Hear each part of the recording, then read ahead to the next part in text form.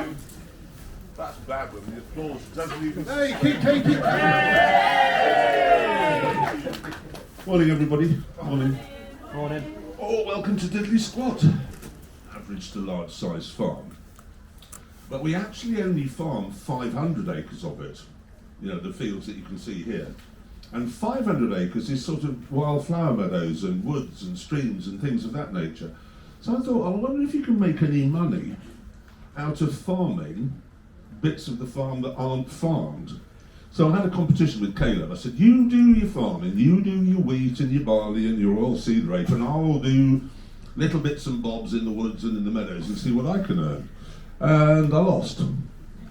Not to put too fine a point on it, but no, it was a fun competition. It ran for all year. But what we really did it for was to highlight the enormous cost that farmers face just to try and get food out of the ground. So ordinarily, you'd probably spend on the farm like this £40,000 in seed and fertilizer and slug pellets and you know, all of the various diesel and all of the various things you need to grow food. Well, last year here it was £108,000 we had to spend. Now it's a bit like if you go to a casino and it's a £2 minimum bet, you can have fun with your mates, you know, you £2 here, £2 on the roulette table. If they make it a £500 minimum bet, you're not going to do it, it's too risky. And farming's getting to that point where it's too risky really. You just think, no, oh God, if I invest 108,000 and then the weather's bad, I've lost the lot. You know, so that's really why we did it. You see, I like the cows as well. I think they're tremendous, and we've got a few of the goats here. Most of them are down at the farm, but we brought a few up for you this morning to have a look at. And I'm very fond of those. And then you do, I mean, Kaleb keeps saying, kill the goats, go on, kill them, you can sell them, we can eat them. But I actually don't, no, I want to keep them as lawnmowers because I like them. But the pigs, you have to sell them, otherwise nobody would keep pigs if you didn't eat them. They get massive. They die, well, they get massive, and they die. I mean, there would be no cows or pigs in the country if people didn't eat them. So, I've always said that about giant pandas. You want to save the pandas, start eating it. And then farmers will quickly go, I know how we can get this lot breeding. But yeah, so in order to have the animals, you have to eat them at the correct time. And it is weird, because you love them, and you give birth to them, and you nurture them, and you feed them, and you take care of them, and you get the vet round when they're poorly, and then you kill them and eat them. And it is a strange place to be when you haven't been a farmer all your life, but we are getting better at it. We definitely are. No, it just doesn't work like that. I read a piece in the Sunday Times recently saying a farmer had said that it would never happen that a tractor would do a wheelie and that you'd put Kaleb in the weight box, which we did in season 2. But it did happen. And Kaleb is around somewhere, he'll tell you it did happen. And when I'm making whatever I'm making, be it mustard or jam or what have you, Charlie drops into the farm probably once, maybe twice a day. So, no, you never have to ring up. Everything that happens, it's genuine reality television, but it's not hosted by somebody in purple spectacles with a zany jacket. You know, it's absolutely real. What you see actually happens, and none of it's planned. I mean, the Grand Tour, everything was planned. Literally everything, you know. Richard, move your eyebrow that much.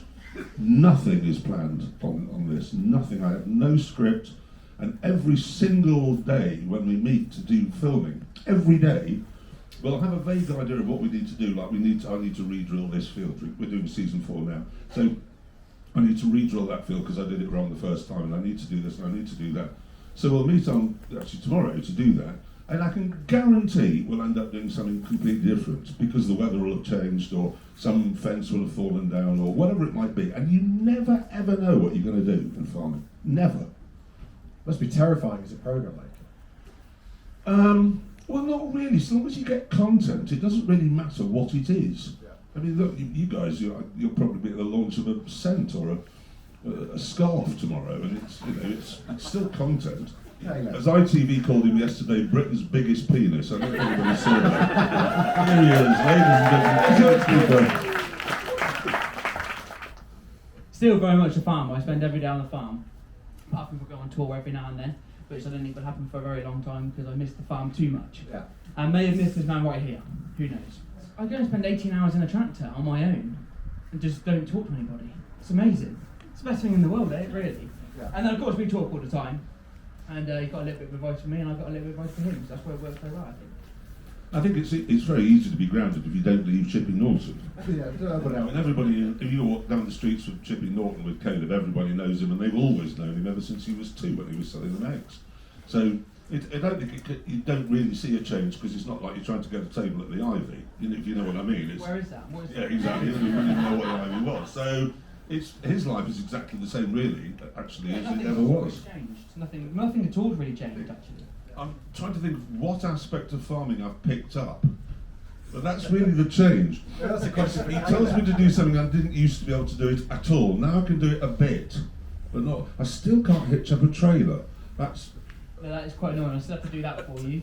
Yeah, but so it isn't as though my attitude has changed. It's just I've picked up a few things. Yeah. I just can't think what any of those things are. I can name a few things actually. I can be nice for once. I mean, I've always said this. I think from the start, when we first got picked in this season, at the start I was a little bit, oh, here we go, another thing I've got to babysit you looking after. And actually, it's one thing on the farm that I can leave you do, and you do a really good job at it. He's actually a really good pig farmer, weirdly. They all saw the pig scene last night. There might be some argument. It may get better. I'm sure I was farm manager for about 5 years, but on paper it was last year apparently.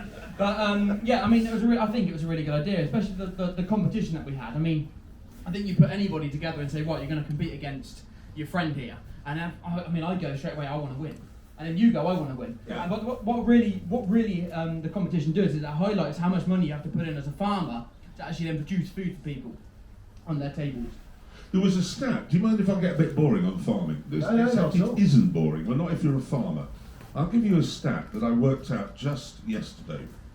So, in order to grow, well actually no, not in order to grow, when I grow or we grow wheat, okay, we get 25 pence for a kilo of wheat that we produce. Now a kilo of wheat is enough to make one loaf of bread, okay? So we're getting 25 pence. You're paying £1.40 in the supermarket. What's happening there? We're taking all the risk. We're the ones who are planting the seed, fertilising it, spending a fortune, working through the night, praying that the weather doesn't misbehave and that it makes milling quality, otherwise it's just animal feed. We have that risk and we get 25 pence. Supermarkets are charging £1. Now, come on, making flour, you just put the thing and grind it up, that's not difficult. Making bread, they make TV shows about that, it's fun, it's easy making bread. David Cameron's got a bread oven. People can make that for nothing. So why are supermarkets charging £1.40? It's nuts, isn't it? It's nuts, isn't it? Yeah. And that's where farming's at these days. And those prices are set in Chicago. Well, Charlie will tell me no, it isn't. It's Detroit or somewhere. But anyway, it's not. We don't we don't choose how much we get. They say, this is how much you get for wheat at the moment. Who's a Who's making It's about Charlie. not Charlie. Very brave of the you. man in Chicago is a you heard me here first. It is. I think so. I mean, while I love the trailer for season 3, it does slightly give the impression it's become hobby farming, which we've tried to avoid. I mean, Kaleb's pathological. We're not. We'll look at this little lamb we've reared on this fresh straw, and we'll look at these little hens, aren't they pretty?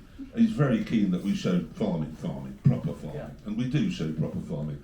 So don't be fooled into thinking that because the trailer shows me hoovering blackberries off a thing that it's some. That is something I'm never going to forget. Driving at the drive and you just hoovering ahead. I didn't even stop. I had that idea at 4 in the morning, and it worked. It actually did work. It did work. But no, it's not hobby farming. You still see. I mean, the vast majority of the show is about how big farming, proper farming. I mean, if you look around, it's a farm.